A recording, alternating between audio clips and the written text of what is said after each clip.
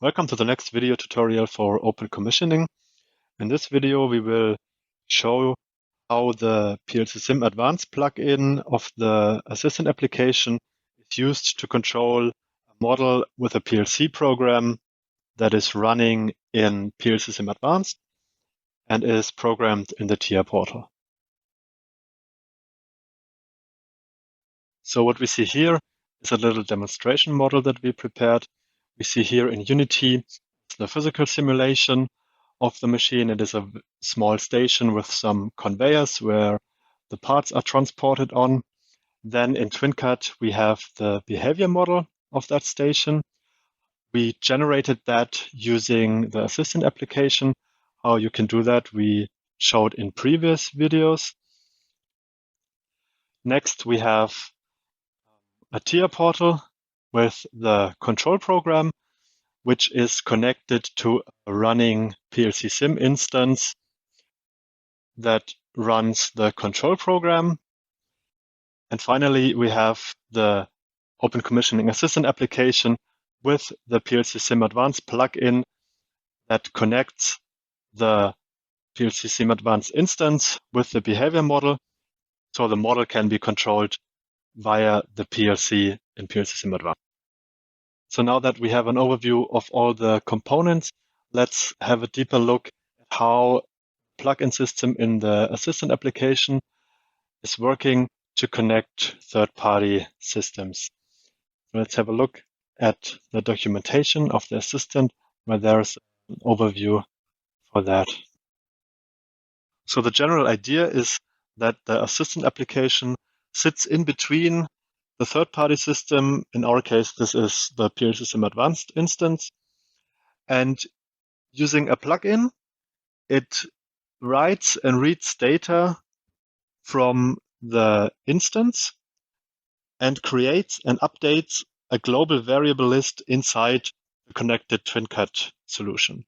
This gets updated using ADS, and you can specify a cycle time in which every cycle the variables are written and read from the PLCSim instance to the global variable list. So using that system, we have access to the input and output bytes of the PLCSim Advanced instance, and we can map those bytes to specific inputs and outputs of the behavior model, and therefore we can control the model using the PLC program. And from the PLC's point of view, there's basically no difference to controlling a real machine. It just reads and writes its inputs and outputs and is running its control program based on that. Okay, so now that we know how this generally works, let's have a look at the PLCSim Advanced plugin, how we can install it and how we can configure it in the Assistant to establish a connection to a PLCSim Advanced instance. Okay, so the installation is very simple. Of course, you need to have the Assistant on your system. You can download it from the release page, and there's a zip file which contains the executable. And to install the plugin, you have to go to the repository for the plugin. Again, go to the releases page, and there is a zip file which you have to unpack at the same location where the executable of the Assistant application is. So I did that. I downloaded the executable for the Assistant, downloaded the release zip for the plugin, unzipped it here, and when the Assistant starts, it searches in its own folder for plugin files, and if they're existing, they are available in the interface of the Assistant. So let's open the Assistant, create a new solution, and add the plugin. So to do that, we can click on the plus symbol here in the Assistant to add a plugin instance. and we can set the properties for that instance. So, for example, let's call this test PLC. Here we can select the type of plugin. In this case here, we only have the PLCSim Advanced plugin installed, so this is the only option. The auto start property defines whether the plugin starts with the TwinCAD system when it's switching to run mode. The PLC name has to correspond to the PLCSim Advanced instance. So when we look at our instance, it is called PLC1, so this has to correspond. The identifier is relevant for acyclic communication, so in our case, this is not relevant for this example. The cycle time in milliseconds defines the cycle time, how often the assistant updates the variable list inside TwinCAD. And the input address and output address property defines which input and output bytes get read and written from the PLC instance.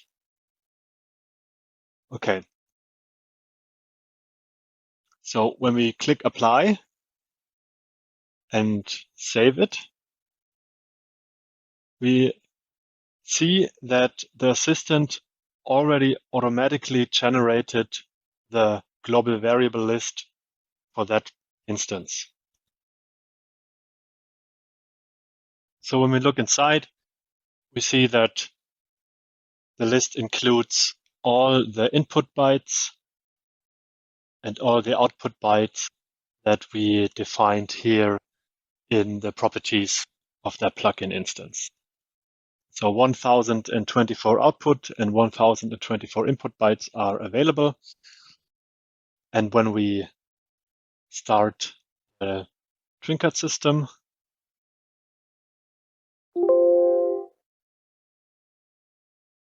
and the PLC is running, we can log in.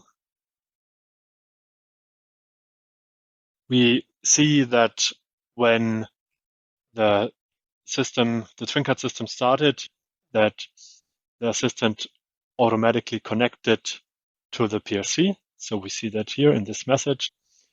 And now when we log in, we can see the values. At the moment, they are all 0 because there's no real PLC program running here.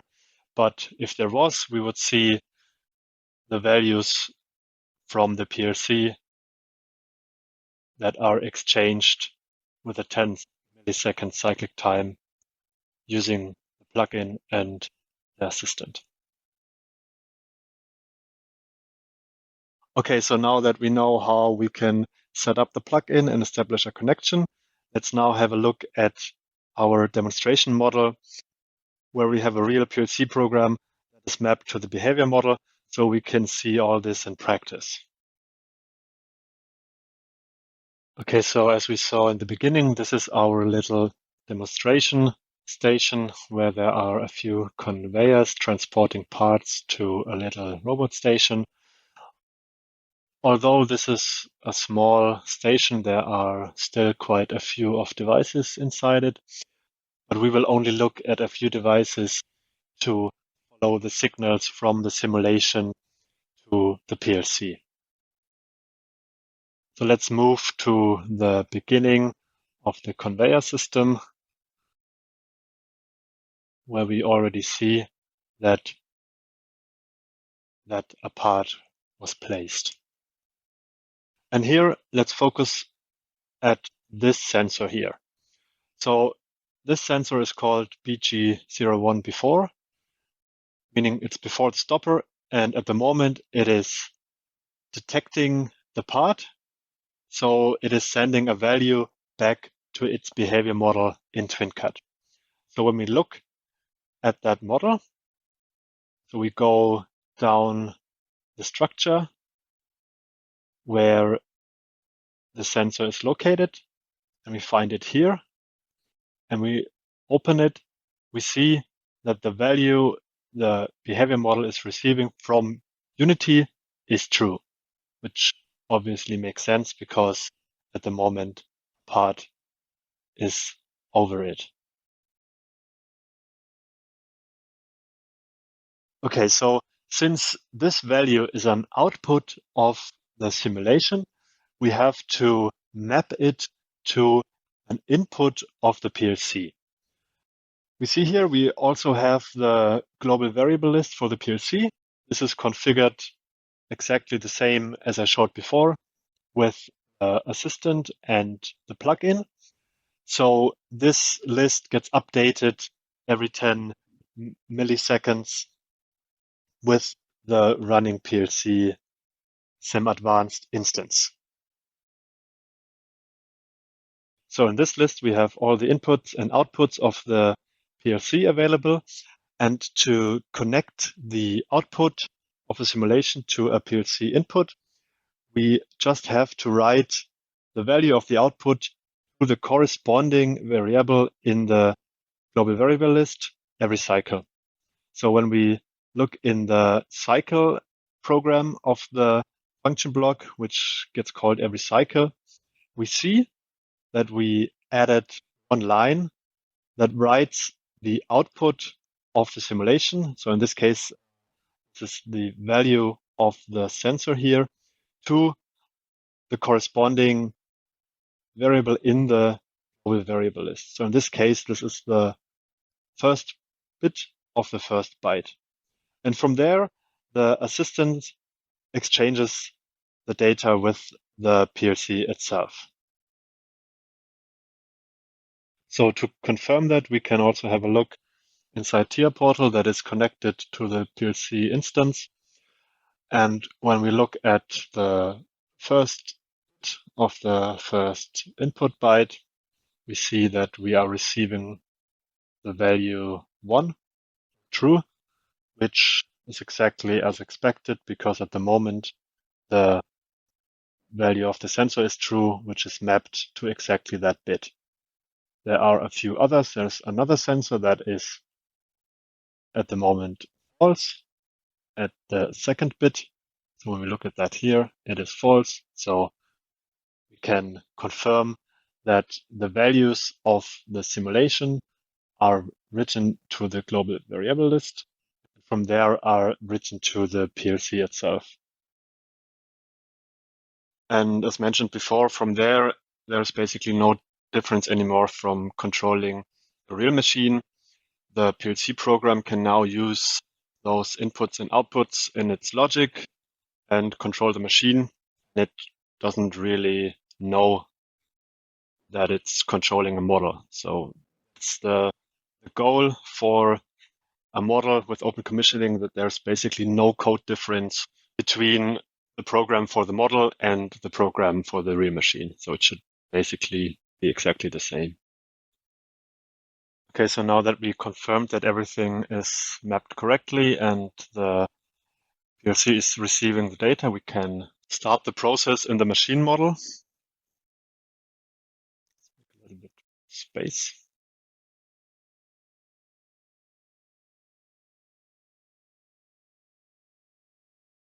So for this, we have a little control panel inside the simulation where we can start the process. So we have to switch it on, start the process.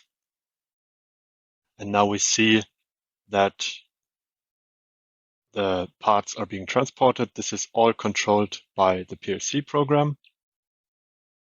We also see the values of different sensors here. For example, this one is changing constantly according to the simulation. We see that those values are received in the PLC and that it's controlling the model accordingly.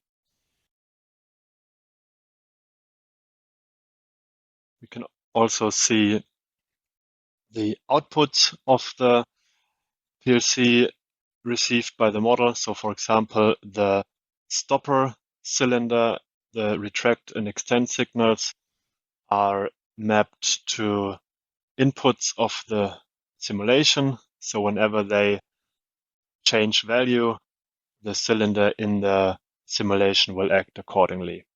So the mapping of the outputs to inputs of the simulation is exactly the same, just the other way around. Another thing to mention is that the mapping here in the cycle program is used for very simple signals like binary sensors or control signals for the cylinders. When there are a little bit more complex devices in the model, for example, in this module here, we also have a drive and an RFID reader. And the mapping for those takes place in the init run, which gets called once, where there's, for each device, there's an assigned process data function that maps the behavior model to the corresponding inputs and outputs of the global variable list, and then get exchanged also when the behavior model is running. So for more complex devices, the mapping is done via this function call and not just a simple assignment here. So this brings us to the end of this video. We hope that you found this useful, and we encourage you to try this out yourself. Go ahead and download the open commissioning tools and the PLCSim Advanced plugin for the assistant and try it out yourself. If you have any questions, you can reach out to us via YouTube comments or GitHub discussions. And we thank you for watching.